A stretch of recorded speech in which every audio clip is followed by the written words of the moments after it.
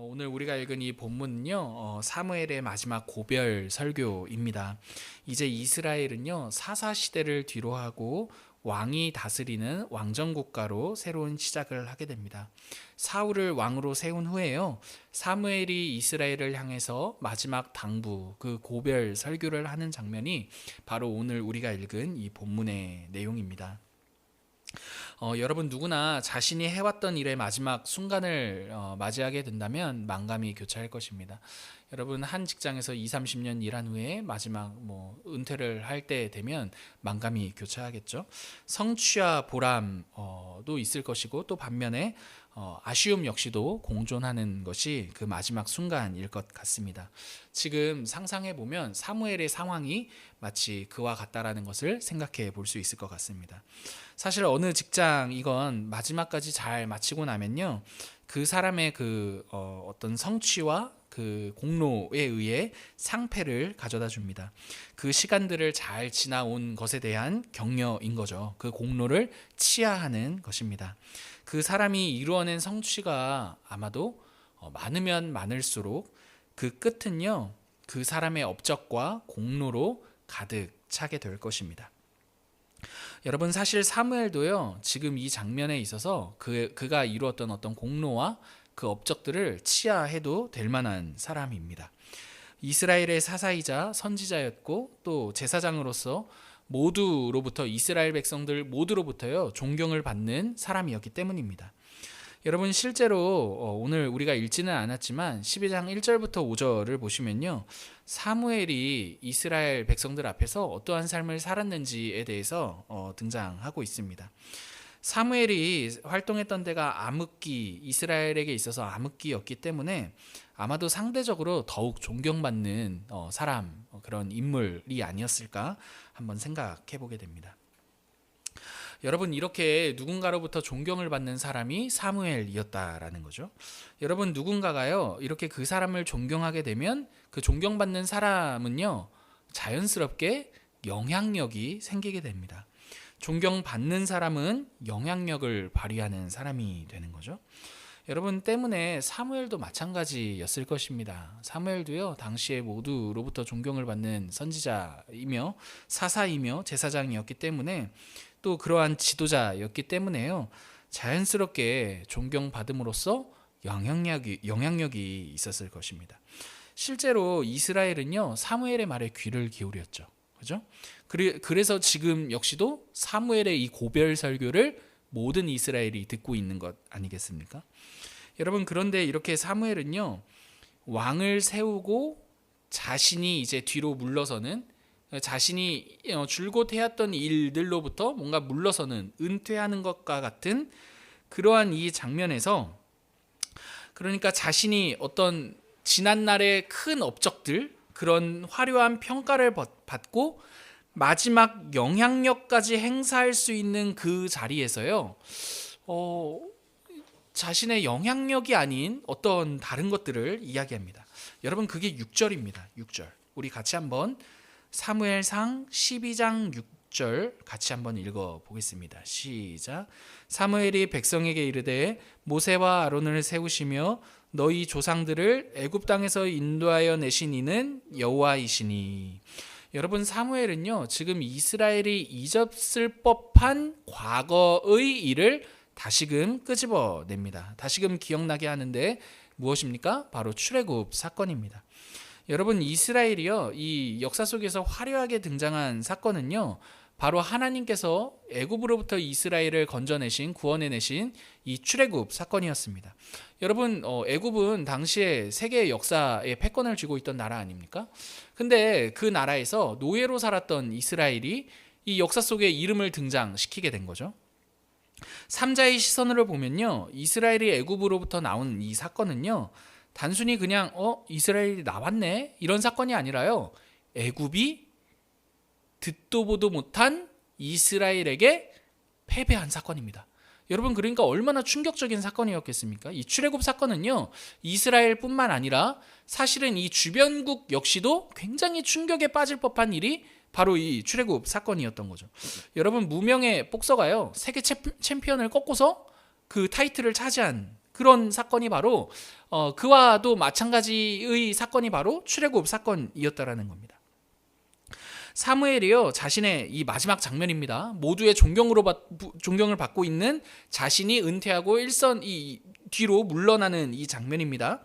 근데 자신에 대한 존경을 더 강화하고 자신이 존경받음으로써 그 영향력을 마지막에 좀 이렇게 향수로서 남기고 가도 충분할 것 같은 그 타이밍에 무엇을 다시금 주목하게끔 만드는 것입니까? 하나님을 다시금 주목하게끔 만드는 게 오늘 본문의 사무엘의 고별 설교의 핵심이라는 거죠. 여러분, 무명의 복서가요, 세계 챔피언을 꺾고 화려하게 이름을 알렸습니다. 그게 바로 이스라엘의 형편인 거예요. 여러분, 근데 그 이스라엘이 그렇게 무명의 복서임에도 불구하고 세계 챔피언을 꺾을 수 있었던 이유가 무엇이라고 사무엘이 말하고 있습니까? 바로 그들의 왕이 하나님이었기 때문이라고 말하고 있는 거죠.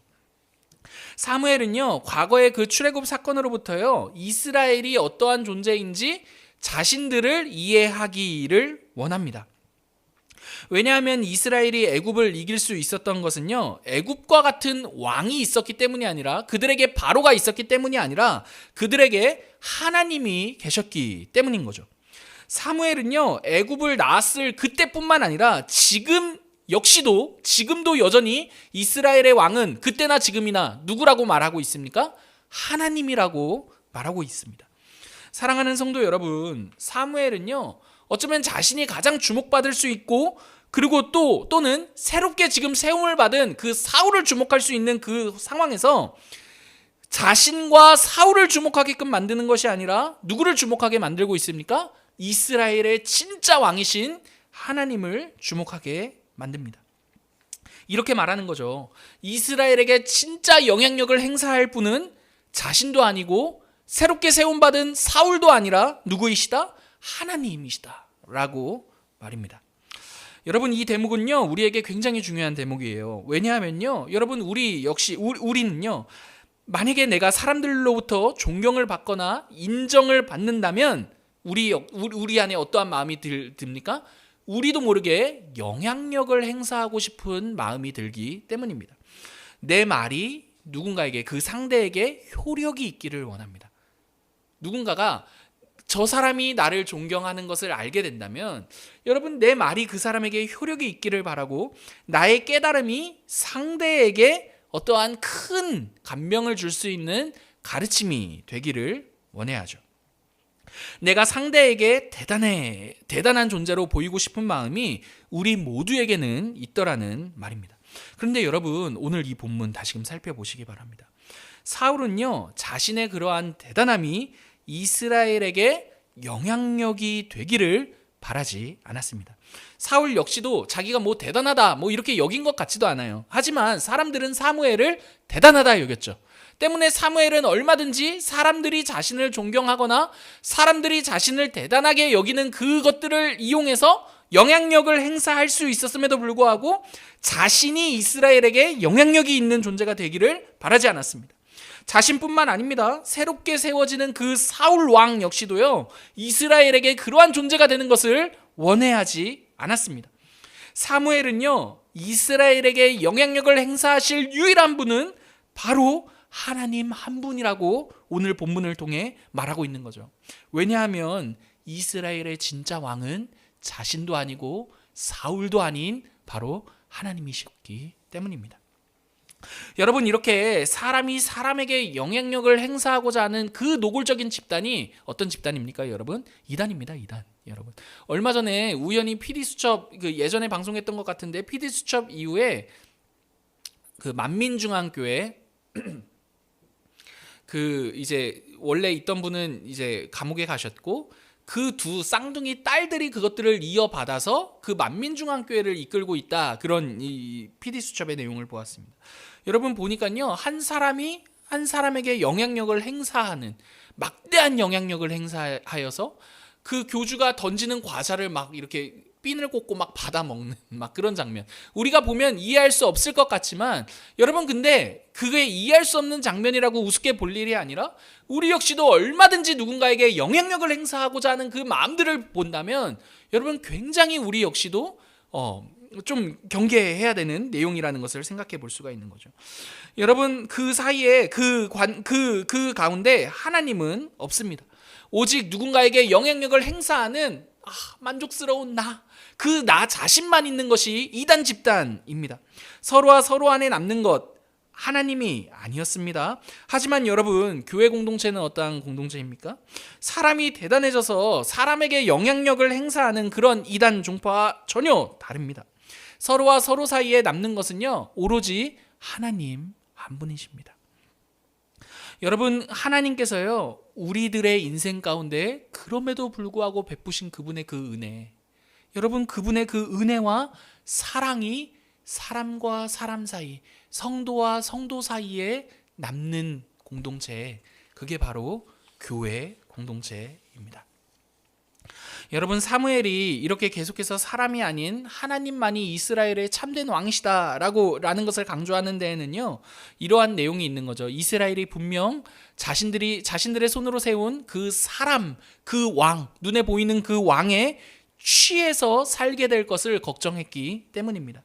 여러분, 실제로 이스라엘은요, 하나님만이 자신들의 참된 왕이셨음에도 불구하고요, 약속의 땅에, 가나안 땅에 들어가서 하나님이 아닌 다른 왕을 섬기죠. 이방 신들이었습니다.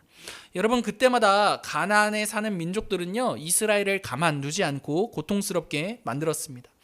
가나안 땅이 약속의 땅이었는데 약속의 땅에서 그 거민들에 의해 고난을 받게 되는 겁니다. 여러분, 왜 이렇게 우스운 일이 일어나게 된 겁니까? 하나님이 약속하신 땅에 들어갔는데 고난을 받아요. 왜 그런 일이 일어난 거죠? 그들이 섬기는 그 우상, 하나님이 아닌 그들이 섬기는 그 다른 왕들이, 하나님께서 그것들, 너희가 지금 섬기고 있는 그 왕들이 진짜인지 가짜인지 한번 두고 보라. 그것들이, 너희가 섬기는 그것들이 얼마나 가짜인지를 보라라는 측면에서 하나님께서 그 거민들을 통해 이스라엘을 고난받도록 가만두셨죠. 그러나 이스라엘은요, 자신들이 주변국들로부터 침략당하는 그 이유를 다른 데서 찾았습니다. 무엇으로부터 찾은 것입니까? 우리에게 주변국들과 같은 왕이 없기 때문이야. 자신들이 다른 왕을 섬겼기 때문에 당한 그 일을 다르게 해석한 거죠. 우리도 그 나라처럼 왕이 있다라면 우리에게 이런 고난은 있지 않았을 텐데 라고 말입니다. 여러분, 이렇게 이스라엘이 하나님을 왕으로 인정하지 않는 이들의 이 선택은요, 그냥 가치 중립적인 선택이 아니었습니다. 이를 자세히 들여다보면요, 하나님을 적대시하고 있는 선택이라는 것을 생각해 볼 수가 있어요. 여러분, 이들이 왕을 왜 요구하고 있는 것입니까? 지금 이들의 참된 왕이 하나님임에도 불구하고 주변국들과 같은 왕이 없기 때문에 오늘 우리가 이렇게 침략을 당하고 이러한 고난을 당하는 거야 라는 이 마음 안에는 어떠한 생각이 있는 것입니까? 자신들의 왕이 하나님임에도 불구하고 그 하나님이 왕으로서 만족스럽지 못하다? 만족스럽지 못하다라는 생각으로부터 비롯된 것이죠. 여러분, 만족스럽지 못하다, 하나님이 왕이신데 그게 영 시원찮아, 만족스럽지 못해 라는 이 그들의 감정 안에는요, 어떠한 또 정서가 있는 것입니까? 하나님에 대한 불만이 있는 것이라는 것을 알 수가 있는 거죠. 그러므로 이스라엘은요, 단순히 하나님 말고 좀 사람 왕, 주변국과 같은 왕을 세워주십시오 이렇게 말하는 것은요, 이들이 하나님을 왕으로 인정하지 않을 뿐만 아니라요, 하나님에 대해 불만을 가지고 적대감까지 가지고 있다라는 것을 알 수가 있는 거죠. 여러분, 이러한 적대감은요, 자연스럽게 이스라엘로 하여금 우리의 삶은 우리가 결정하겠습니다. 하나님은 좀 계십시오. 우리의 삶은 우리의 손으로 결정하고 싶습니다. 라는 이 선택으로 이어지게 된다는 것을 알 수가 있습니다. 여러분, 이러한 이스라엘의 태도는요, 성경에서 이 장면에만 등장하는 것이 아닙니다. 여러분, 이미 창세기에서부터 등장하고 있다는 것을 알 수가 있어요. 아담과 하와가 선악과를 먹었을 때와 굉장히 흡사한 패턴입니다. 여러분, 선악과 사건을 가만 보면요, 뱀의 말에 의해 하와와 아담 사이로 하나님에 대한 불신과 적대감이 들어옵니다. 뱀이 먼저 이렇게 묻습니다. 동산 나무의 모든 열매를 먹지 말라 하시더냐? 여러분, 그러면 그 하와가 너 지금 무슨 말 하는 거야? 이렇게 했어야 반응이 오는데 그 말에 어느 정도 동의한 차원의 다른 답을 하죠. 여러분, 이 장면부터가 벌써 하와가 뱀의 말에 의해 하나님에 대해 어느 정도 불만을 갖고 뱀의 말에 동조하여 이야기를 이끌어가고 있다는 것을 생각해 볼 수가 있는 거죠. 이러한 적대감은요, 자연스럽게 그들로 하여금 어떠한 선택을 하게 만들었습니까? 하나님과 같이 되겠다. 하나님께서 이 선악과를 먹지 말라 하신 것은 그분이 우리를 사랑해서가 아니라 우리가 그분같이 될까 봐, 그분이 우리를 속인 것이지 라는 선택을 하게 만드는 거죠. 그로 인하여 내 삶의 결정권은 내가 행사할 거야.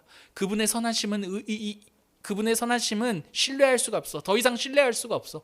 그분이 우리를 사랑해서 이것을 먹지 말라고 했다라는 것을 더 이상 신뢰할 수 없어. 내 삶의 결정권은 내가 결정해야지 라는 선택이 바로 선악과 사건 아닙니까? 여러분, 그래서 사무엘은요, 이스라엘을 향해서 너희가 사람 왕을 구하는 그 사건, 그 일에 대해 무엇이라고 말하고 있느냐 하냐면 죄라고 말하고 있습니다. 너희가 왕을 구하는 것은 그냥 왕을 주십시오라는 정도의 단순한 사건이 아니라 너희가 죄를 짓는 것이다 라고 말이죠. 사무엘은 그 이스라엘 백성들이요, 사람 왕을 세우는 이 일, 하나님을 버리고 참된 왕이신 하나님을 버리고 사람 왕을 세우는 이 일이 엄청난 죄라는 것을 깨닫기를 바랐습니다.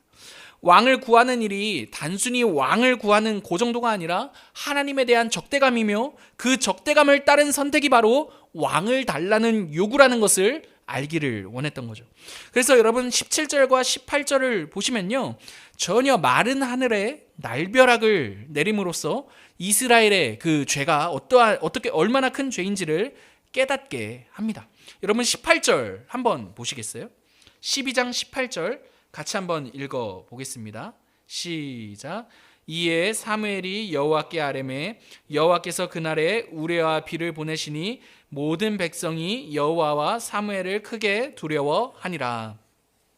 여러분 18절을 보시면요, 사실은 17절 보시면 미를 베는 때이기 때문에 천둥과 비는 볼 수 없었던 그 시기적으로 그러한 때입니다.